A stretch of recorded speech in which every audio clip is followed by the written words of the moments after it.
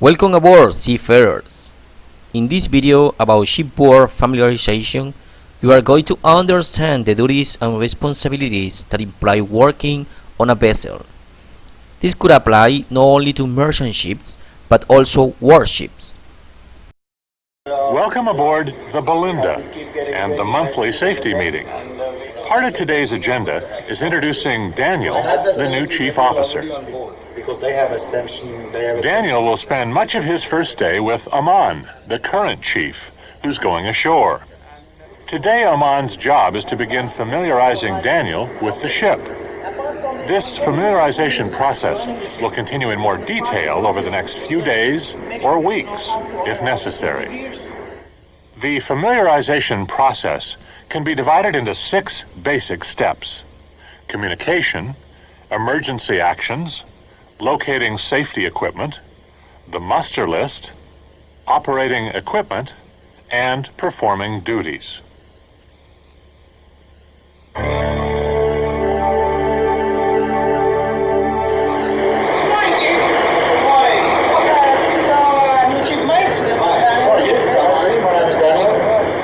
It all starts with communication. Use the familiarization process to meet the people you'll be working with, to communicate. Make sure you conduct the familiarization in a common language you all understand.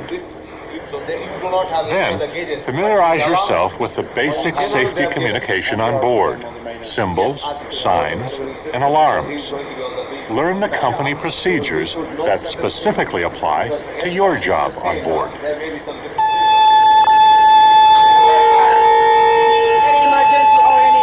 Safety is a very important part. The primary aspect is to identify all your safety devices, exits, various controls and features throughout the spaces that you work in. Those are going to promote the safe working environment that you're going to continue to work in, or the crew would continue to work in. As you take your tour, find the various signs, symbols, and safety procedures, and ask any questions you might have.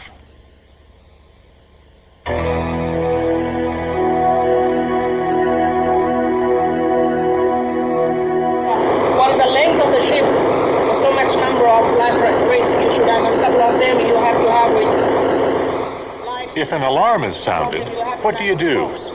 Step 2 in familiarization is identifying what actions you take if there is fire or smoke detected, if the abandoned ship alarm is sounded, if a pollution emergency arises, or if someone falls overboard. It's important that you discuss the backup and alternative procedures. What to do in case an emergency wipes out your first option. So you can start from there. You can start from the control room. This is one place and one other place. Remember, there's no substitute for hands-on, show and tell. This is one of their ways out if there's a fire or an incident in space where they have to evacuate quickly and perhaps some of the other exits are blocked. If other exits are blocked, they can get out this way, or if they're in the control space, this may be their primary means of exit.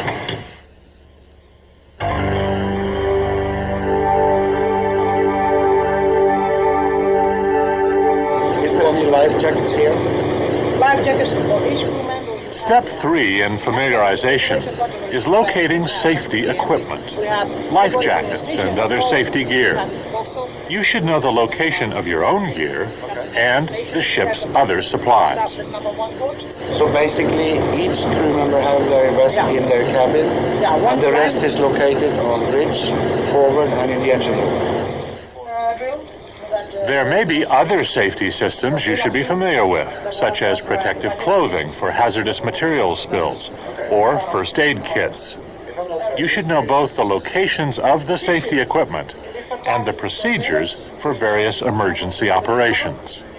It's getting away from looking at machinery, and it's having to even retrain ourselves to start looking more and more at the mariner himself or herself and decide whether or not this person is competent to do his duties or is being given the right tools to be able to do his duties.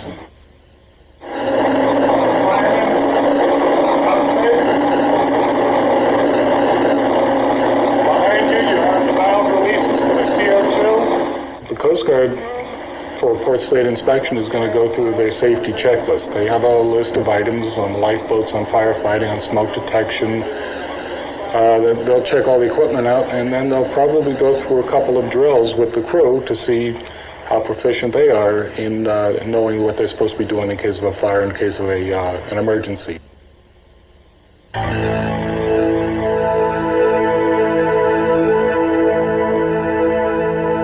Control plan. This is one of the primary ways that a crew member not familiar with the ship could actually go and check and see what's on board, what kind of safety equipment there is, and where it's located at. There are few pieces of documentation on board that are as important as the emergency muster list, with its detailed emergency assignments, instructions, and duties. Typically, the muster list may include a crew list summary, a fire plan including instructions and assignments for each crew member, a procedure for abandoning ship, and sometimes a pollution control plan. Your muster list may look slightly different. The point is, get to know it. Am I correct if I'm saying that this fire muster list also appeals to the pollution muster? The pollution is we have a separate one. Once you've gone over the procedures, find the stations and become familiar with the gear that goes along with them, from fighting fires to pollution control to abandoning ship. The reason mainly behind Even if you've had plenty of experience, systems will be different.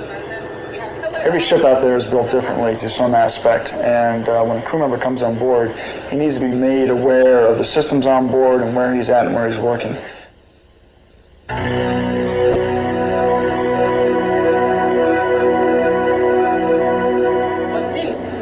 You've got to know more than just what to do. You need to know how to do it. Okay, Daniel, this is our fire station logger. Okay. So we have all our safety gears here. In your first familiarization, chances are you won't be operating or using every piece of equipment. But you need to know the basics: how to raise the alarm, locating and using the portable fire extinguishers, closing the weather-tight or watertight doors. Part of your familiarization will be determining the training and the drills that you'll need to get up to speed. We've implemented a training session when the personnel first comes on board. We have pamphlets for the crew members describing what their duties should be. An example would be operating the crane. We'll have a pamphlet that gives all the hand signals and certain things to watch out for even before starting the crane. In using equipment, again, there's no substitute for practice and for drill. And since you'll need to demonstrate these skills for certification and for inspections, try to make the most of every learning opportunity. I personally believe that you are learning every day something new. And I don't even hesitate to admit that there is never a stop to this learning curve. You keep learning all the time.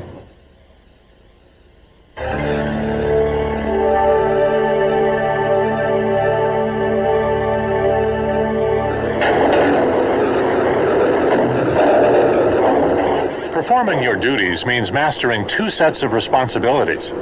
What you do in medical emergencies or accidents, like this pollution response drill, for instance, and what you do every day, your routine duties. That sits tight around the cable with a two stainless steel clamps on. Yes, we had that on my last ship. Doing what you do every day well, and preparing for what you might have to do in case of problems, is the very essence of the seafaring life. It's also what a good familiarization program should prepare you for. We are the people who are sailing the ships across the ocean. The safety is for our betterment. But if we don't follow a procedure, for the sake of not following a convention or a code, we just don't do it, and an accident happens. It's our lives which is at stake. Ship familiarization is really just the start of a process that includes an ongoing commitment to training and learning.